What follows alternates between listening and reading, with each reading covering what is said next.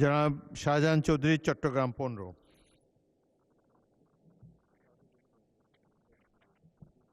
মাননীয় স্পিকার, আপনাকে অসংখ্য ধন্যবাদ। মাননীয় অর্থমন্ত্রী ও পরিকল্পনা মন্ত্রী মহোদয়ের দৃষ্টি আকর্ষণ করে আমি নোটিশটা দিয়েছি। মাননীয় স্পিকার, স্বাধীনতার 54 বছর আমরা অতিবাহিত করলাম।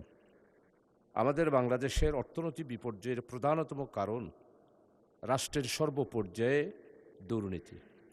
বিগত 18 বছরে ফ্যাসিস্ট সরকার, স্বৈরাচার, হলমার্ক কেলেঙ্কারি, শেয়ার বাজার কেলেঙ্কারি, বিদ্যুৎ প্রজেক্ট ও কয়লা বিদ্যুৎ দুর্নীতি, বালিশ ও পর্দা ক্রয় দুর্নীতি, মেগা প্রকল্প দুর্নীতি, স্বাস্থ্য খাতে মেডিকেল কলেজ হাসপাতালের মেশিন ক্রয়ের দুর্নীতি, সড়ক নির্মাণের দুর্নীতি, অসাধু ব্যাংক সদস্য, আপনার নোটিশ দিয়েছিলেন অর্থ পাচার সংক্রান্ত।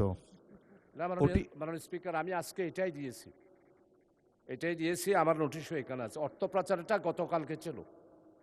এখন আপনি এটার উপরে বলতে চান? যে এটার উপরেই বলতে চাই। অর্থ পাচারেরটা আমি আরেকবার বলবো। পরিচালনা পর্ষদের নামে বেনামে নিয়ম বহির্ভূত ঋণ গ্রহণের দুর্নীতি, এই রকম হাজারো সেক্টরের অনিয়ম দুর্নীতির ব্যাপারে এই মহান সংসদে ওপেন একটি ডিসকাশন করার জন্য আমি সবিনয়ে অনুরোধ করছি এবং মাননীয় মন্ত্রী মহোদয়ের দৃষ্টি আকর্ষণ করেই এই নোটিশটা দিয়েছি। মাননীয় স্পিকার, আপনাকে অসংখ্য ধন্যবাদ।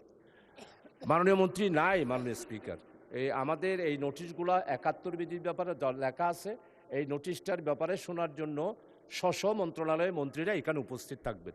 তো আমি অর্থ পরিকল্পনা মন্ত্রী মহোদয়ের দৃষ্টি আকর্ষণকে নোটিশটা দিয়েছি। মন্ত্রী তো নাই।